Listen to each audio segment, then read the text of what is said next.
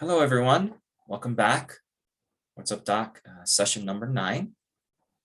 And today we have a fantastic topic today. We're just kind of going away from our previous topic, which was soil, where we had a lead up to soil, a follow up on soil, which is a really wonderful topic.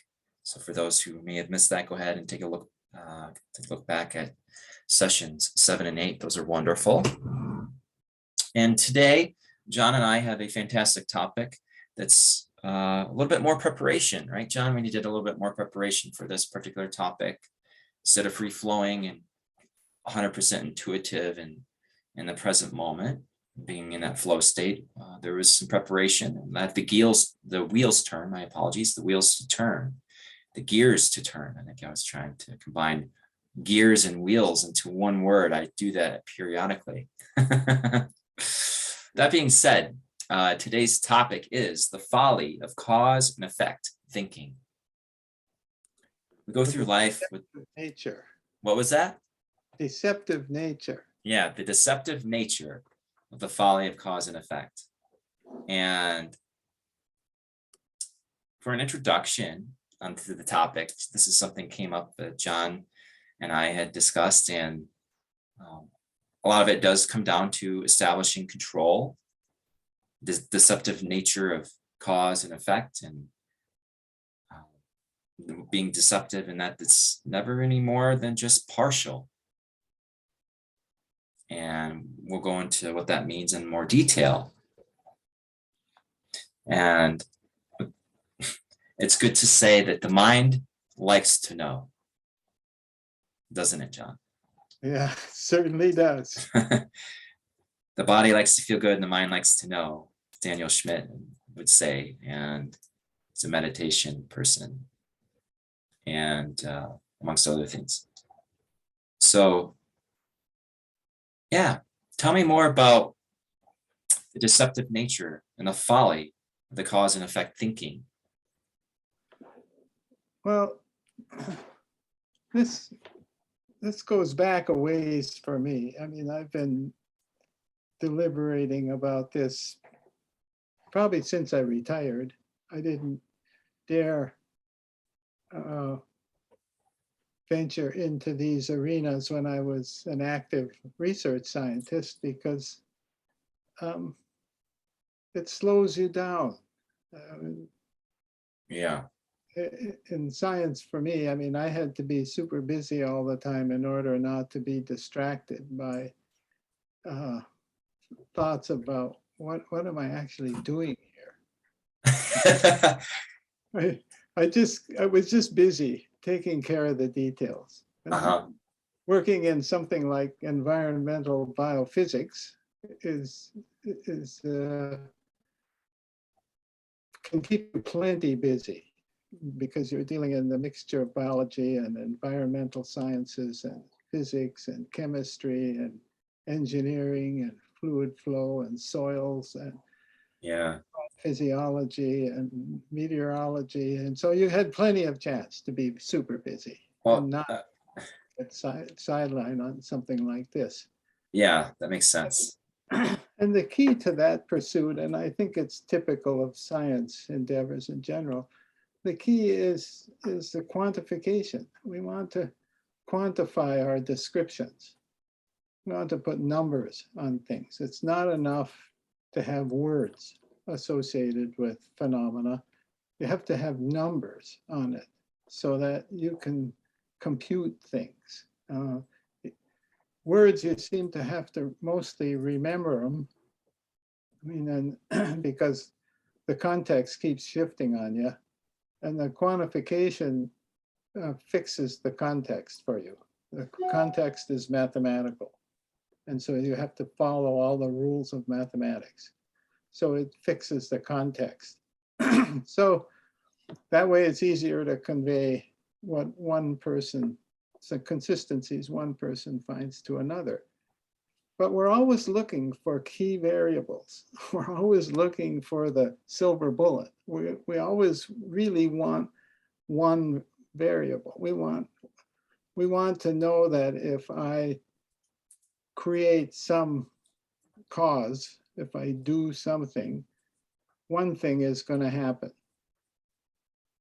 But in reality, it almost is never that simple. Yeah. You try to do one thing, but it's almost impossible to do one thing. There's going to be more things you're going to do than the one thing you're intending to do. Yeah. And that cause, you want to know that there is some relatively fixed relationship between that and what happens when you do something, the Yeah. effect, right? So this cause and effect is fundamental to science. It's really what all of science is based on, and probably more than that, it's probably what evolution has honed in our nervous system and our brain as a way to survive. That this cause and effect methodology seems to work pretty well, because once we have a relationship between the cause and some appropriate effect, then we can use that to forecast as long as it's stable. And Yes. it's pretty hard to find things that are stable. Everything is changing all the time. But the key to science is finding stable things, constants. And those constants are everything in science. And sometimes they're not even actually constant, but we treat them as constants. And so Yeah. they just tend to throw a little bit of uncertainty into everything we're doing, but it's small enough that we can ignore it. So we do. Yeah. And I think environmental biophysics is probably closer to ecology than it is to physics, per se. And so ecologists like to talk about limiting factors. Physicists would like to be able to have one cause and one effect, but it doesn't usually work that way. But those are nice. When that happens, scientists are very happy, especially if it's consistent. Ecologists like limiting factors. They want to reduce the number of variables to the ones that are limiting some particular process, because the ecologist already knows everything affects everything. And so he's just trying to distill down the number of variables he has to deal with so he can work quantitatively with them. And oftentimes that quantitative method is statistics. And I guess my perspective slowly over the years has developed, since retirement, has developed into suggesting that most interactions that occur, or most solutions to problems in reality, are too complicated for cause and effect to be reliable. Yeah. That's not a reliable approach. I And can give you one example that kind of had me steer away from my research program that I was developing at the time. Thinking about the one cause, one effect, it's almost being impossible. Looking for a relatively fixed relationship. Just a brief summary for the audience. Science is based on that cause and effect, that stable constant, and also kind of the illusion of survival biology and evolution itself by cause and effect for survival from the senses, in a sense. At some level, it's an illusion. Some level, it isn't. It's just as legitimate as anything else, depending on what level you're looking at. I was studying the brain, and we were looking at neurocircuitry, and we'd go to a particular circuit, manipulate that circuit in the rodent, see how that would affect behaviors and the physiology and transmitters, looking at excitability, and going in and using drugs to block receptors, using viruses to express different proteins, using enzymes to degrade particular proteins. But the reality is when you go in and manipulate a circuit, intracranial manipulation, that it dawned on me that we think that we can go in and and figure out how a circuit works and how that's going to affect behavior. Sure, at some level, at a superficial level, that's correct. But the reality is, and it just takes a certain level of intuition and logic, really, that once you go into one system and adjust it, affect it, block a receptor, erode a protein, express something there, manipulate in any way, in any form whatsoever, that the rest of the system adjusts. There's a compensatory response. And homeostasis is always going to try to go back to homeostasis. And so we could say we have a silver bullet, that we did this and it affected behavior. Sure, that's an indirect relationship. It's a correlational, but not necessarily causative. And so we have these interactions going on. And I was like, okay, well, on top of it not being translatable as you'd think, anything that you do intracranial manipulation would have to be brain surgery to be directly translatable to a human. You're dealing with a very complex system, and that part's whole system is really what you have worked with. And you went into the multifactorial physics with your work and environmental biophysics, and really setting some of those seminal stages as well. But I just wanted to give that as just one example from my background that was revealing, and disillusionment kind of followed that as a result, to the limitations that we have. And then you have to ask the question, what level of truth are you willing to accept? And what level of detail? Go ahead, John. Yeah. Consistency. Yeah, consistency. What level of consistency are you willing to accept? And then you have renegades that aren't willing to accept the status quo, and are always going to want to go to that next level as to what's going on there. But I'm going to hand the baton back off to you, John, on that, the one cause and effect, and listen to how we can go beyond these fixed relationships that science is based off of, the one cause, one effect, being almost impossible. Yeah. And you mentioned in your discussion here that this correlative relationship isn't causal. And that's a measure of how deeply ingrained this cause and effect phenomena is in us. I mean, I think our brain functions this way. It's key to the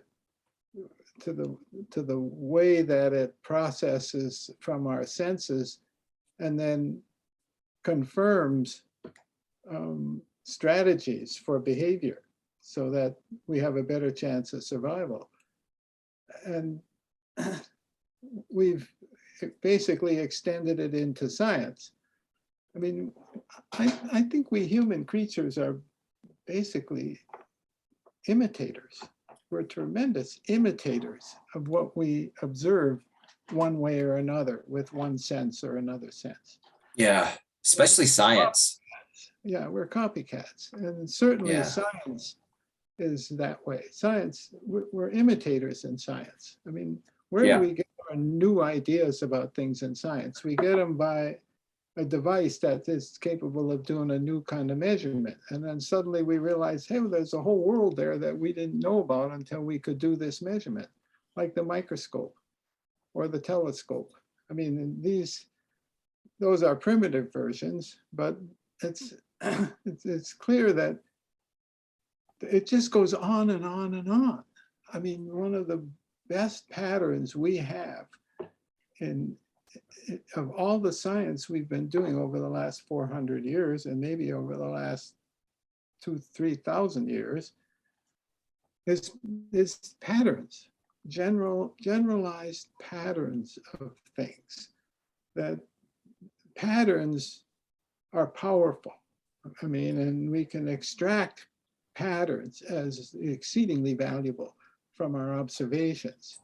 We tend to try to extract specifics, and and be able to make some judgment about a specific case in point or a particular measurement or a particular phenomena at a location or time. But I think that those things are not so reliable. And I think cause and effect is very, very deceptive appeal to us. And we get deceived very easily by it. Because clearly one of the patterns that, that has emerged from hundreds, perhaps thousands of years of observation is there's always a smaller scale when you're going down to finer scales. And there's always a larger scale than the Yeah. largest one that you've found. And you don't touch into those next levels over, might be as much as a generation, or certainly decades, but generations of scientists. I mean, and so that pattern to me is so powerful in everything that's ever been done in science that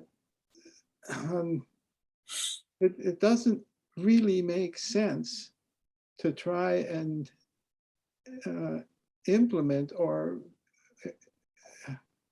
experience excessive confidence in an observation that someone has repeated a few times and they think it's reliable because they've repeated it, but it's just that their biases are being repeated as well as the new information that they're getting is being repeated.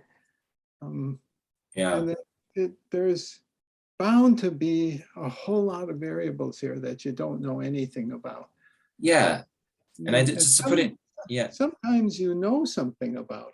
Sometimes you know something about some of those variables. For example, in environmental biophysics, you know that the meteorology, of which you don't understand a lot of it, but you understand enough to bring that in as a factor, that there is more meteorology than you're putting into your problem, and there's more physiology in the plant than you're putting into the problem. And there is more physics, chemistry, and biology in the soil than you're putting into the problem.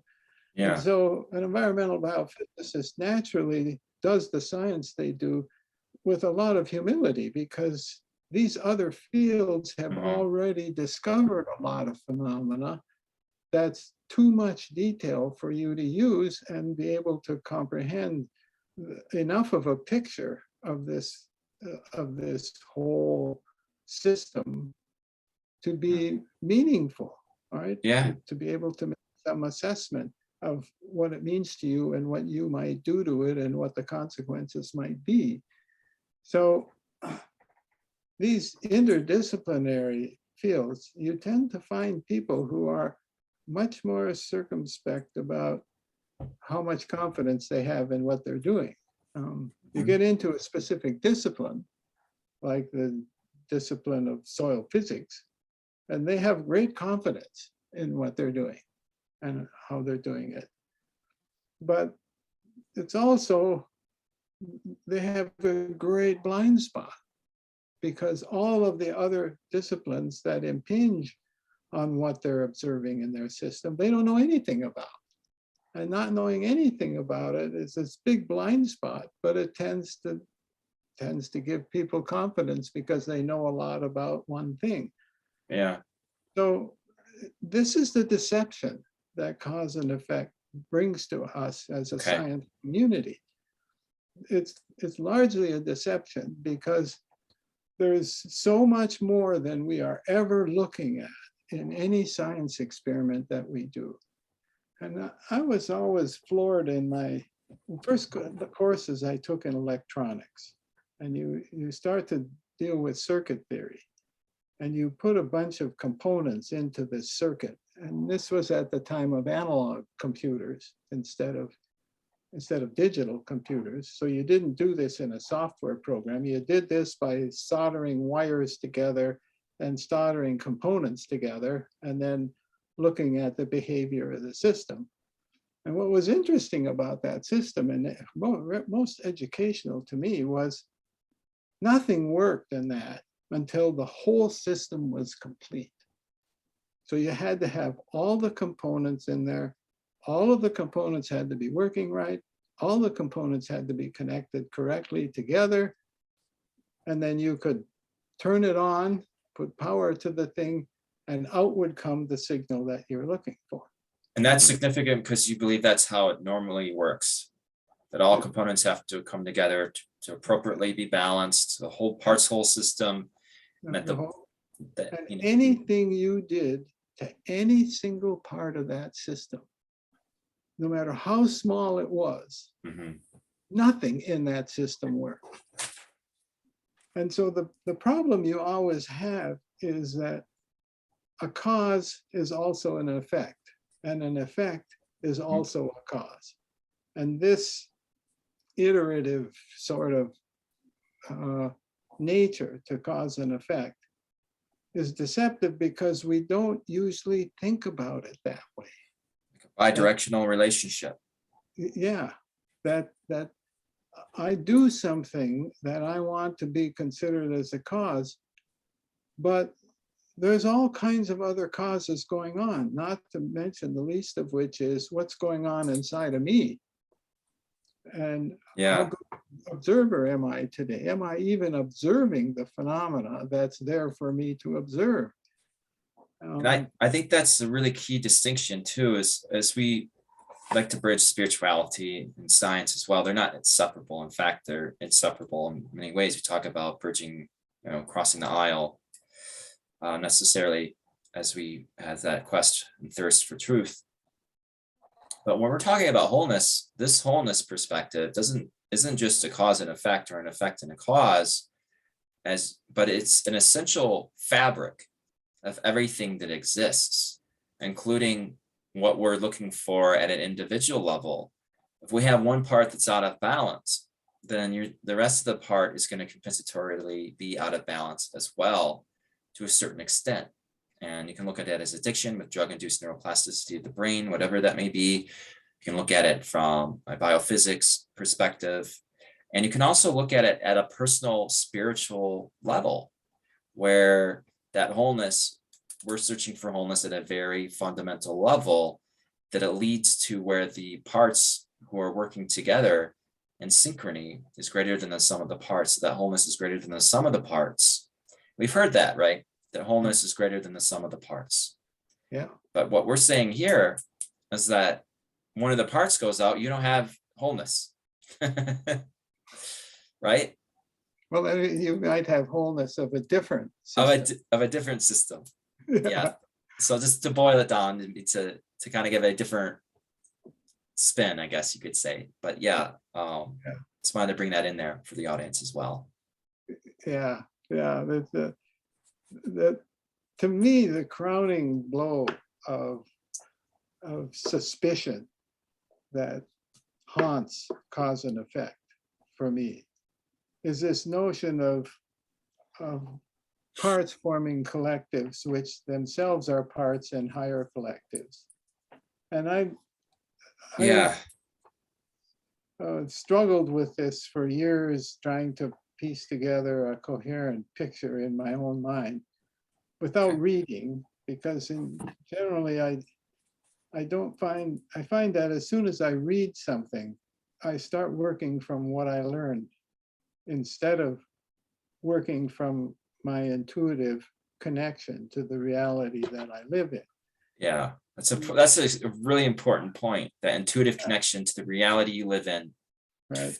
To interact with the matrix, whatever you want to call it, to really gain access and knowledge in that way. I would like to remind folks watching that John's an expert at this. He can access vast amounts of information and knowledge that he hadn't read about. Yeah, we were just talking about that prior to the session. That's one of the surprises that came in this transformation I've mentioned in your earlier talks. That was one of the things that just emerged, which was took me years to actually figure out that's what was going on. I was just puzzled by some of the conversations I had. But this parts forming collectives was something that really helped me gain a holistic view of reality, because I could get an overall image of how the whole system and how it works, and then I could pick some part of that system and talk about it, and even then have some comprehension of the connection between the parts and the collective, or the next level. Well, I was reading a book by Rupert Sheldrake. I've known about Rupert Sheldrake for many years. And Rupert Sheldrake is a very controversial figure among my colleagues in the research community. So I never read much about him, because that would have sort of pushed me probably a little too far into the woo-woo pseudoscience stuff, because the label of that within your professional context, that would be a liability for your survival. That's what you're saying. because that's the way Rupert Sheldrake was labeled, at least in the circles I was in. And I don't have to worry about that anymore. I don't care. Yeah. It doesn't matter to me if somebody. That's why you're on this show. But he's got a book out that's fairly recent called Science Set Free. It's a pretty interesting book, and I'm not very far through it yet. Uh-huh. I don't know if you can see that, but it's a good book. It's a summary of a lot of his life. And in this book, he talks about holons and holarchies. And this is something I had heard of years ago, because the agroecologist community at the University of Wisconsin started up some years ago. And this was a really big topic for him. And the postmodern scientists are also involved with holons a lot. And holons, it turns out that this holarchy concept is exactly the same as this parts forming collectives that are themselves parts in larger collectives. Okay. It's exactly that idea. Oh, it is. Okay. And this is an old idea. I mean, this apparently the first person to really articulate this was Alfred North Whitehead, who is a philosopher, sort of early philosopher, and did a lot of work in the 20s, 30s, early 20th century. And I think, I'm not sure if he's the one who coined those words or not, but the word holon is it's a whole integral system. And the idea here is that, say, for example, I mean, in the book, he uses an example of, well, let's look at a benzene molecule. Benzene is a ring organic molecule, and it's got a ring structure in it. So you have six carbon atoms in the center, and then you've got electrons around each carbon atom, and these 6 carbon atoms come together, form a collective of what we call a benzene molecule. So every time we have one of these collectives, we start forming some new words. We use new words to identify it, because there's too much detail below the level of the benzene molecule. I mean, so when you see benzene in the newspaper and they're talking about its toxicity to animals, you don't want to be having to talk about all the molecules and all the electrons and all of the atoms and all of this stuff. But that benzene molecule is a holon. And it's a holon because it's composed of these 6 carbon atoms with their electrons, but it's a whole unit. So what does this mean? It means that the electrons don't just belong to each atom that's spaced around these 6 locations that form this closed ring that it makes, that the benzene molecule makes, the atoms are a cloud around the whole thing. Mhm.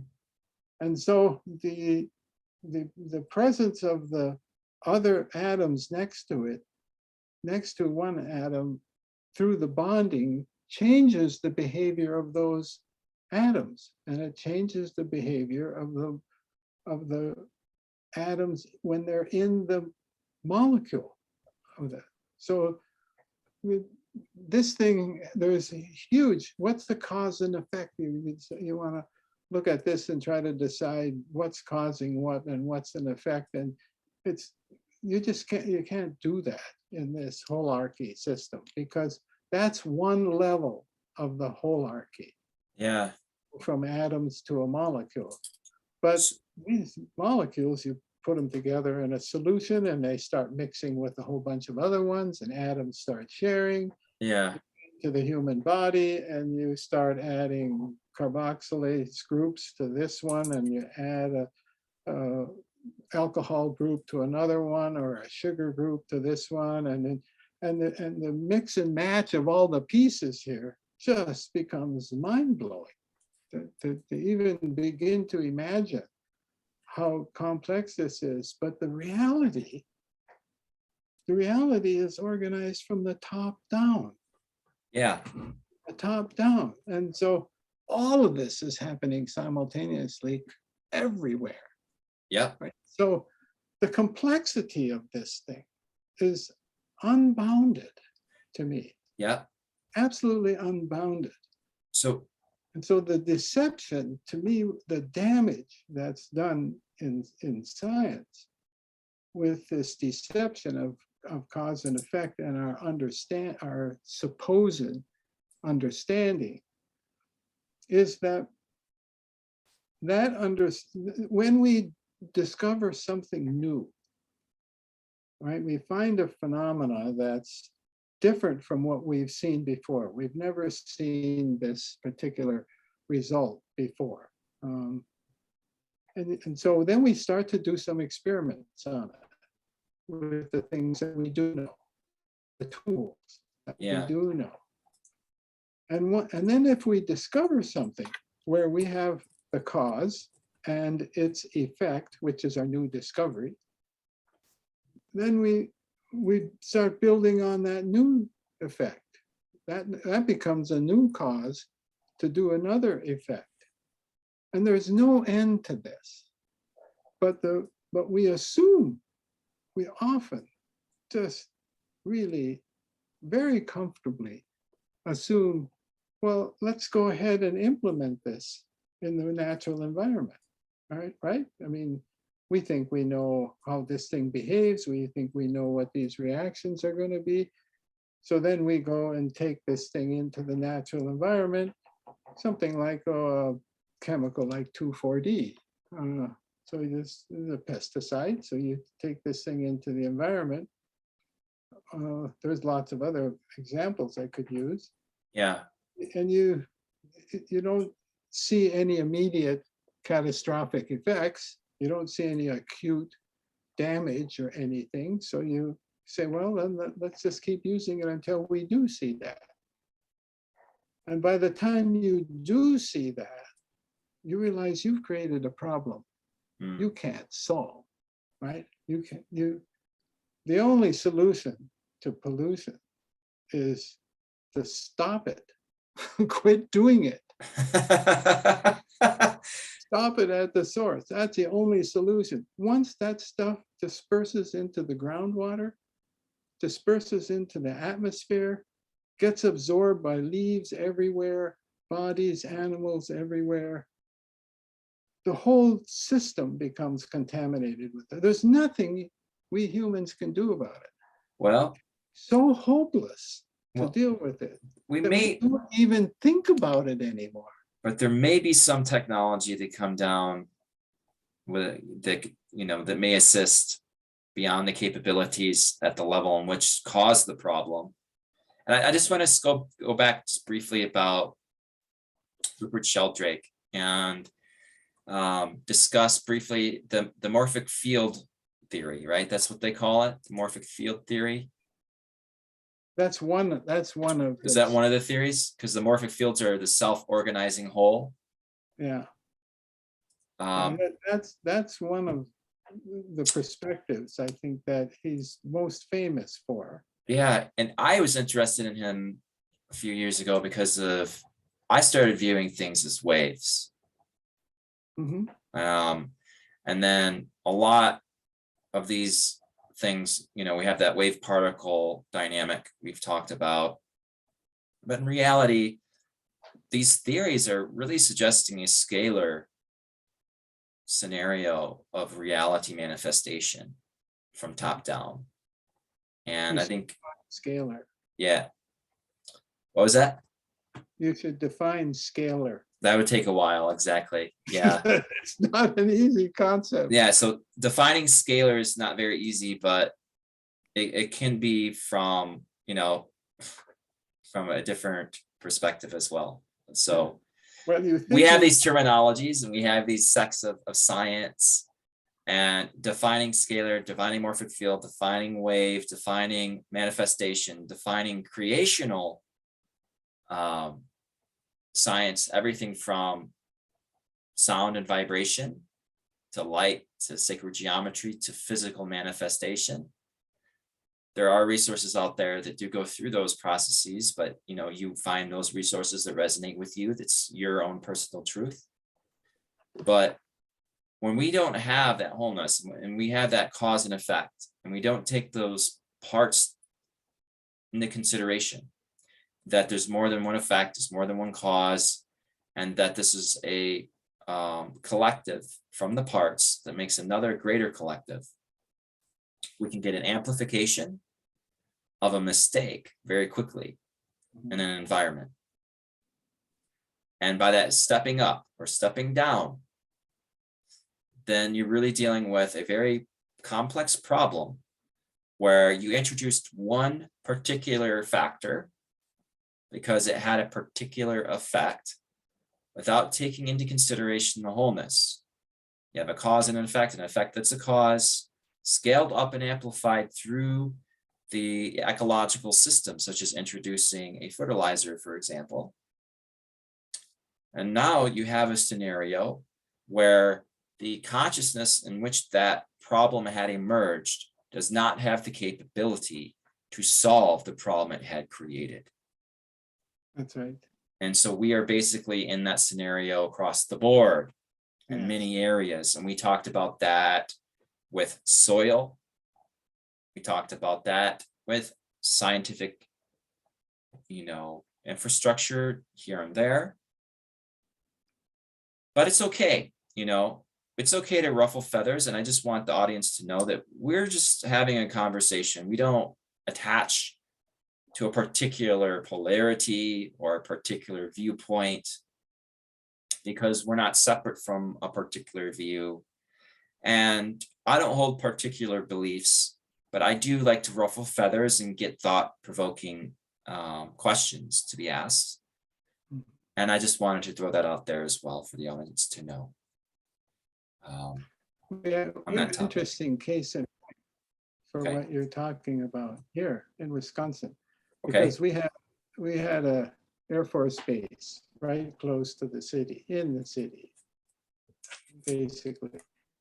And they used this foam to foam runways when airplanes were in danger of crashing at the airport.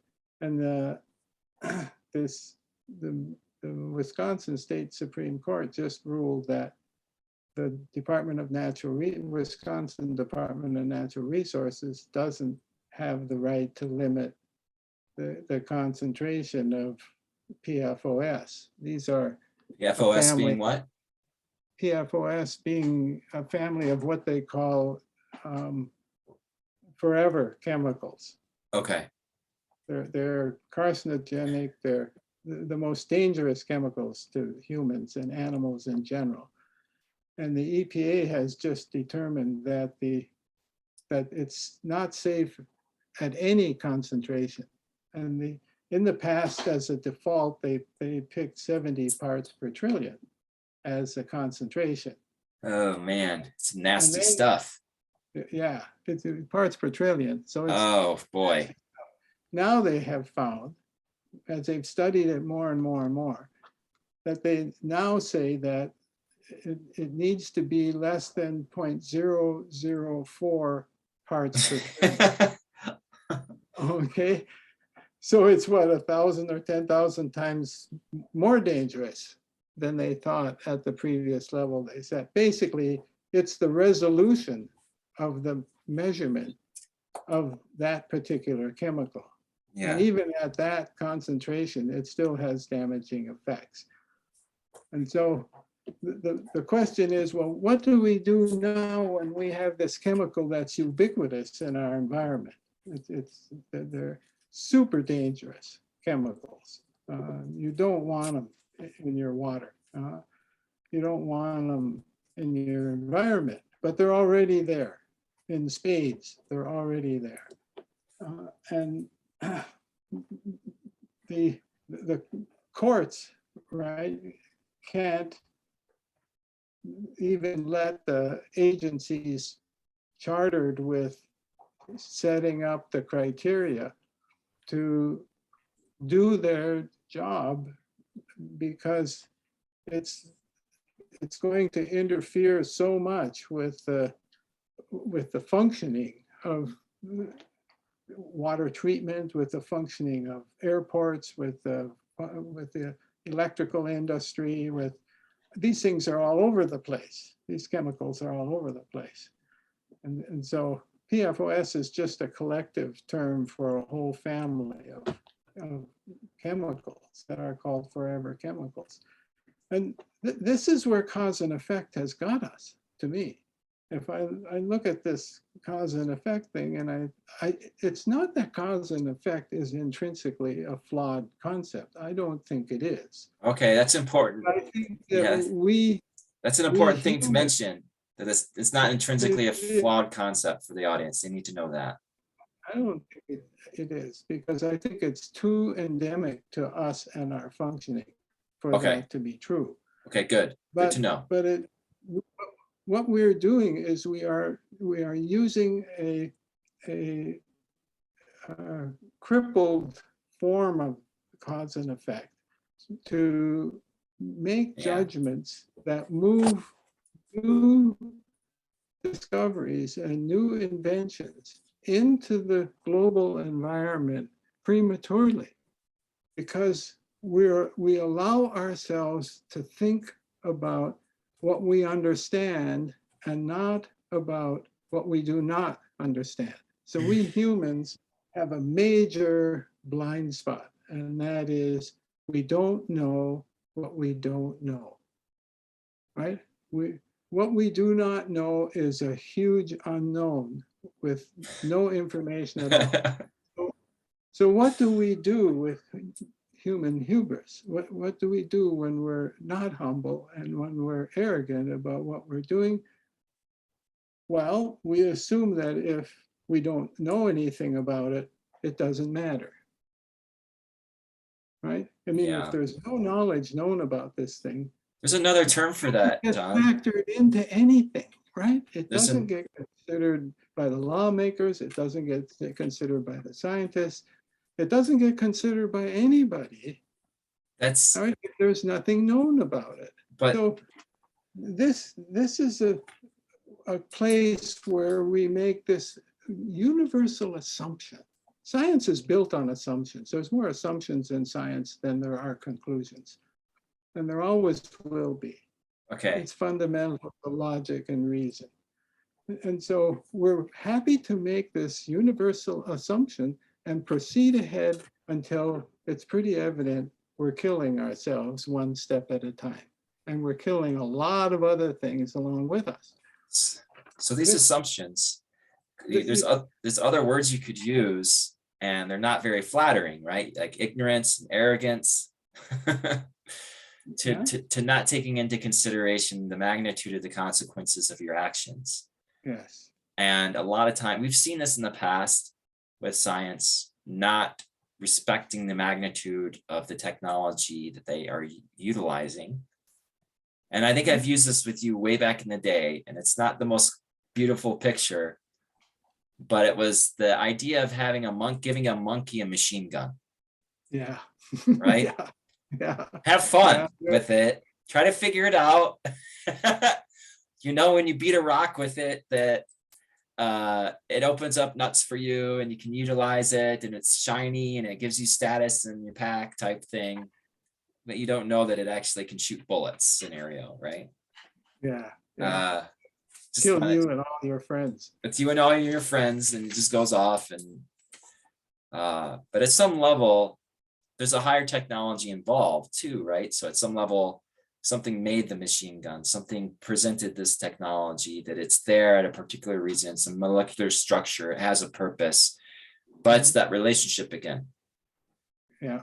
That relationship and that intuitive knowing and access of knowledge that is really a critical factor here, is because any decision you make in life, anyone, there's innumerable possibilities. There's innumerable information that you cannot cover. And I think Alan Watts always said at the end, then you just say, well, then you just make a knee-jerk reaction in the end anyways. A knee-jerk decision based on what has presented itself. But by introducing that intuitive access to knowledge and that relationship with the intellect, I believe brings a very strong platform in which you can move beyond what would be considered the wall of knowledge, where you only have a capability to do so much. You hit a wall of knowledge. What do you do then?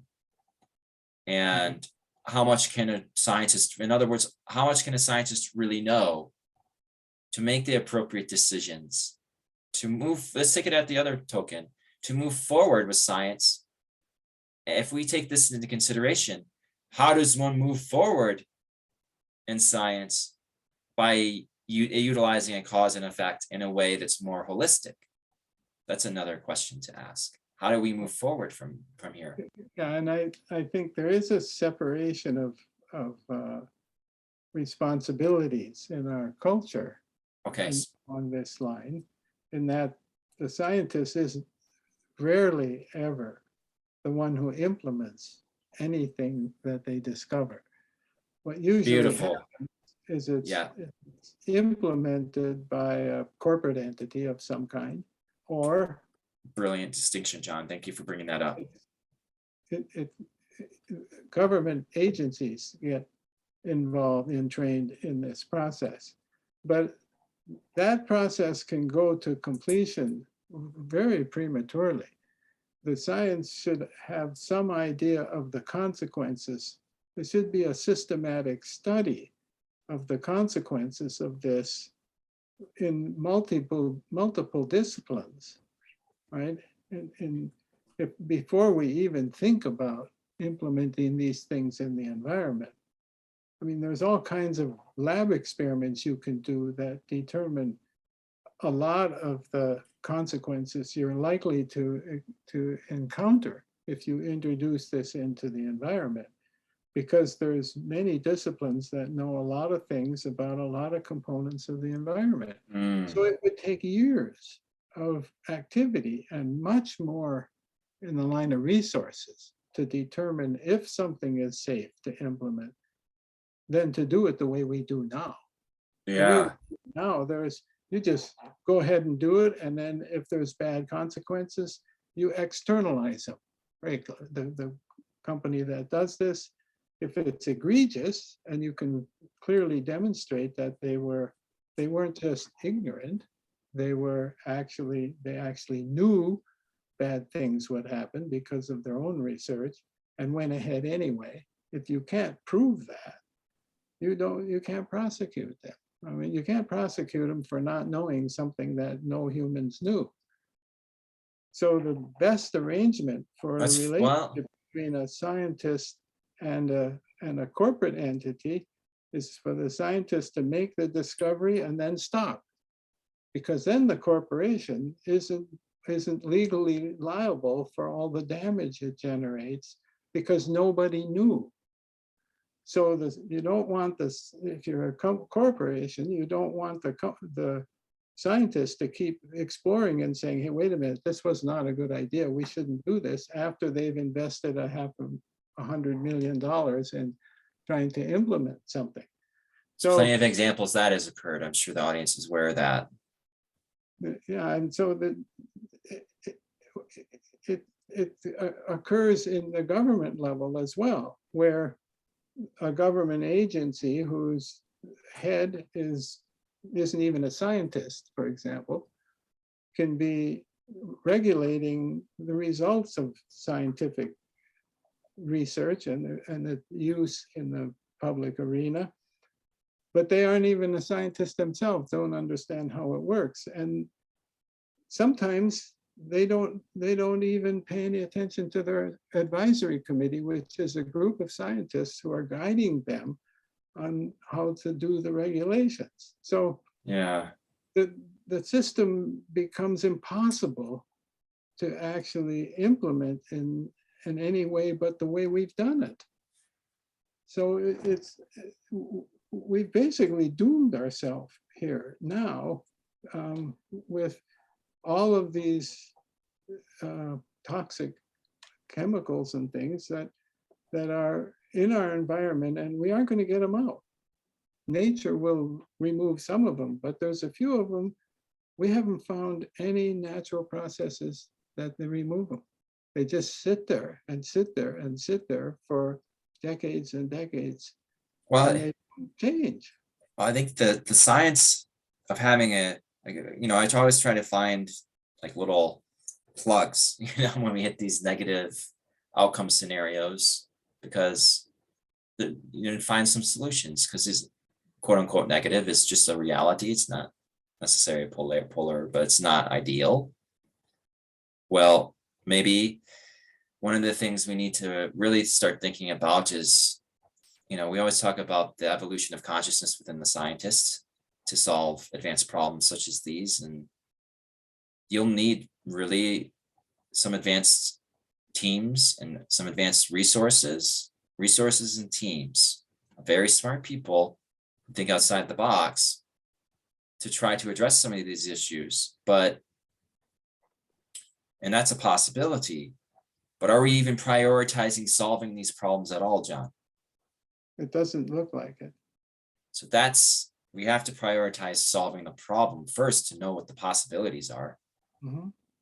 I mean, if we look at resources that are dedicated to government institutions that are responsible for the environment, I mean, that's a political football now. Shouldn't be, but it is. And so one administration increases the budget, the next administration decreases the budget, and we battle politically over things that are obvious to the common man, the common woman, the common teenager, even for that matter these days, that they're disasters. They're disasters that are brewing, and our politicians are fighting about it. And we really are in a perfect storm here. We are in a perfect storm, and science cannot be excused because it is unable to predict the outcomes of what it does. It won't be, John. In the long run, it won't be. I don't feel it will be. I mean, right now it looks that way. It certainly looks that way now. It looks and feels that way, but in the end, every action has an effect. And we know there's different names for that, right? Well, we know Newton's third law. For every yeah. action, there's an equal and opposite reaction, right? When there should be a proportionately appropriate reaction. It doesn't always have to be equal and opposite, and then under the ideal conditions, but here it's always equal and opposite. And in the case of forces and Newton, yeah. But all Newton was doing was translating what human beings do, how human beings behave, and he was just translating it to inanimate objects. Yeah, right? So those three laws of Newton are from our behavior. But I would like to make the plug that there's a huge movement that's not being spoken of at this time of scientists who are awakened to some of these scenarios, who are keen to the emergent phenomena that, what some would consider metaphysical or outside the ordinary, these emergent phenomenologies. They can't be explained by material science, that there's a whole group of people that are working hard to bring this as representatives of the populace who are aware of the situation in which we're in. And now's the time to support those people. Now is the time to support the outside of the box renegade scientist who has a heart that's trying to do the best for humanity, because it's not coming from a selfish perspective. It's coming from a selfless perspective, in the sense that they feel it's right and they're doing it for the greater good. And if we could somehow find support for these scientists, somehow find the people who are out there doing some of these things, getting their message sent and known, and understanding that this is a discussion, this has to enter the consciousness field, this has to enter the collective. And it's going to eventually, it's a matter of time. But as we talk about this, a lot of these issues should be being addressed head on millennia ago, really, hundreds of years ago, decades ago. And there's a lag between that expression and acceptance of some of these emergent scientists to the system itself. And that's kind of what we're dealing with, is that infrastructure, and how exactly can this infrastructure support solutions that come out of that infrastructure. Well, I think Rupert Sheldrake is one of those scientists. I Okay, mean, he's a PhD card-carrying scientist. so are we, John, but we're Yeah, but he knows more about this. yeah, he did an excellent talk on that constant change. His TED talk that was banned, on how constants actually fluctuate. Yeah, how they Yeah, fluctuate. And it's a wonderful talk. the biggest secret among the metrologists around the world is that these constants are changing, going up and down and changing, and they don't tell anybody. They just know what the new number is, and everybody uses the new Yeah, number, right? And he had to go back and search out the old standard books that maintain the most recent standard reference yeah. for mass, length, and time. What's that? And to dig the numbers out, and they were different, but they weren't very different. Just a That's the little, important thing. yeah. They were different out in the, 4, 5, 6, 7 decimal places, for more decimal places than anyone would use, except perhaps a research physicist or somebody who's dealing with quarks and electrons and the like. Except Yeah. for those people, no one else would ever know, because they're constant enough to be very practically useful. But they're still not as constant as we've been led to believe they are. Even physicists don't know that those things vary. Yeah, I think it's not too surprising that they would vary, though, would it? And No, not out in the umpteenth decimal point. Although he was talking in some cases about things that were a fraction of a percent. That's like 1 part in 1,000 or something. Well, that's only 3 or at most 4 decimal places. All right. So 3 or 4 decimal places isn't very many. And certainly you don't have to be a research scientist to be using 3 or 4 decimal places. If you're doing things in space, you're Yeah. working in more decimal places than that. So that some of the changes he said he saw were big to me. They Mhm. were a lot bigger than I thought they would be. I thought they would be out at 7, 8, 9, 10 decimal places, but they're not. Okay, so he's one of those scientists that was thinking outside the box, that had an idea, this Yeah. wholeness perspective, and he was one of those scientists that we were describing. Yes, he is. And he's But pretty much an outcast. so he's pretty much an outcast from the scientific community, from the perspective in which you're experienced in. Is that right? Well, at least among my colleagues. Among your colleagues, he was an outcast. So you were taught, to stay away from that. Well, no one said I should. I just realized that if I wasn't going to get into trouble in my conversations with my colleagues, I should just not bring it up.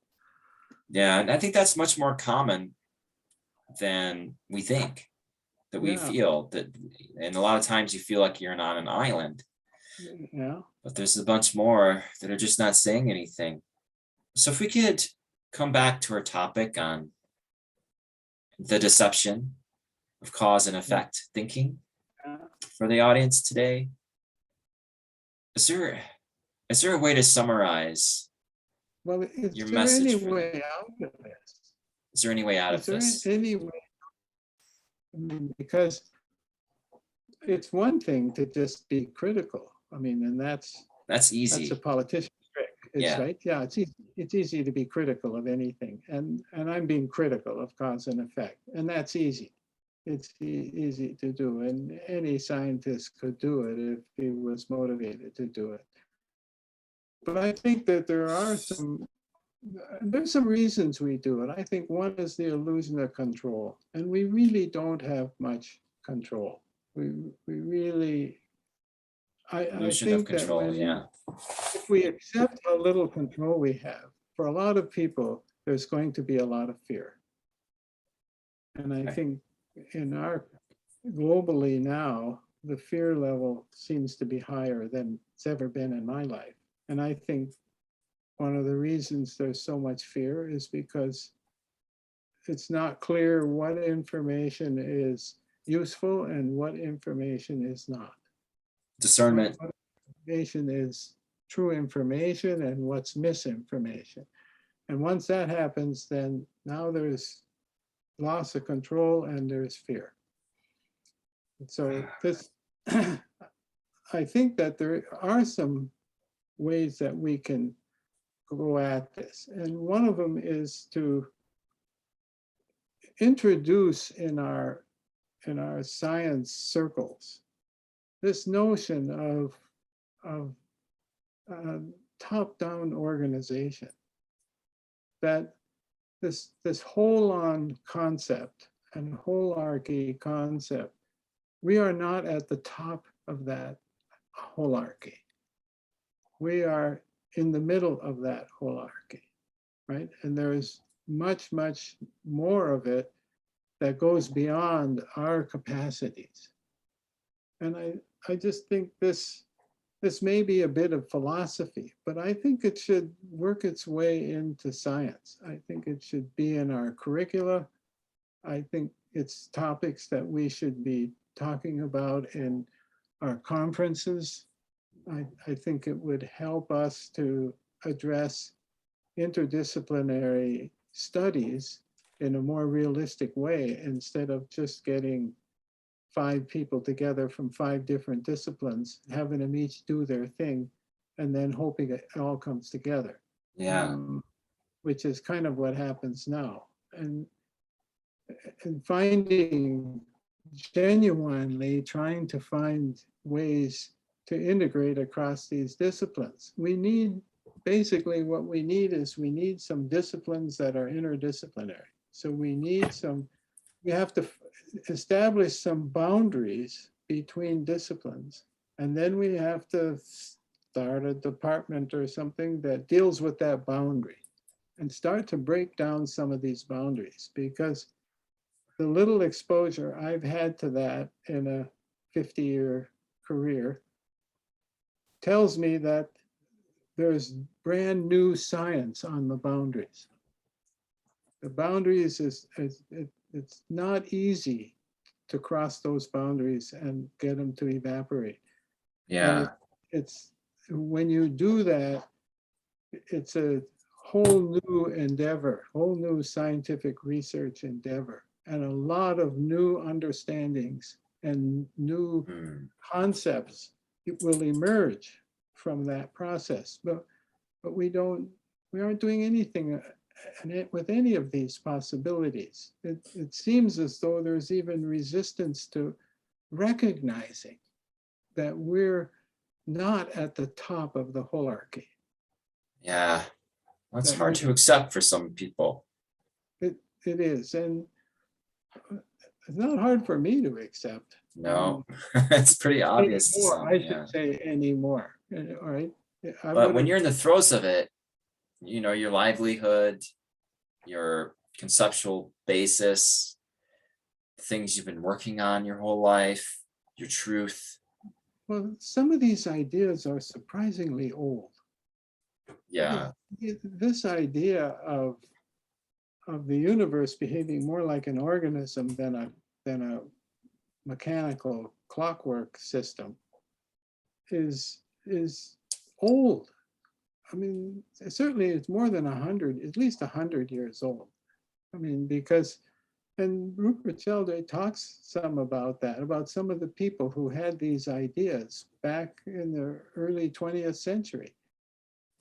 And one of them, of all people, was a Catholic priest Hmm. who had the notion in 1927 of I what heard of him. came in 1966 to scientists the Big Bang Theory.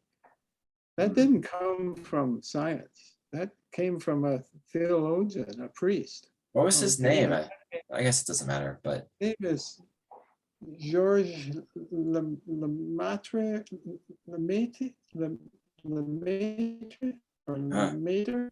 I think it's a French name, and I'm never too good at French pronunciations.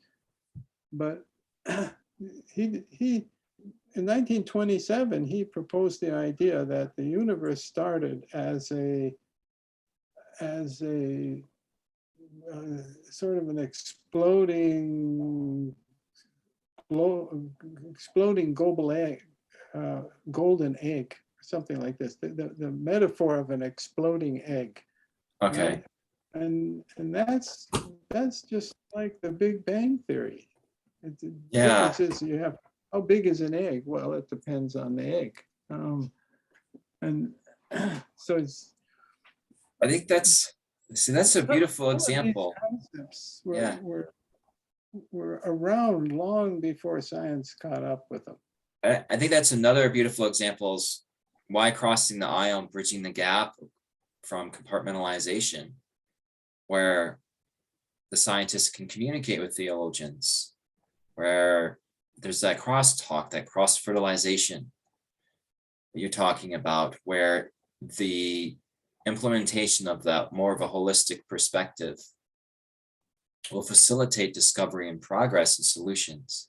Yeah, Uh, that's a really important point to make. And we should emphasize that, because the reading I did of history some years ago, a history of science, is that there was a time when the philosophers and the bench scientists were in the same community, went to the same meetings, worked together. And sometimes wrong about middle 20th century, they parted. And the philosophers and historians have their own realm or their own community they work in, and the bench scientists have their communities that they work in. And they don't cross over anymore. And as a PhD student, I never took a course in the history of science or in the philosophy of science. I regret that. I mean, I could have. There were lots of courses around to do that, but I felt too pressured and committed to finishing my PhD and finishing my research to take the time to do that. And Me so I've too. had to Yeah. learn that on my own, right, in the recent years. And it's very clear that you're right 100% here. We need to integrate the philosophical and bench scientist communities once more. They need to come together. Well, I think you said that earlier in the talk too, John. They So, do need to come together. yeah. It's very important. Well, I think that's a good summary. Yeah. And discussions today. We're running low on time, but if we could come with the punchline, or Well, I have one solution to it. To me, all right, John's got one solution, folks. my personal solution to dealing with my own hubris, which I'm as guilty of as any scientist. Yeah, we all are. Yeah.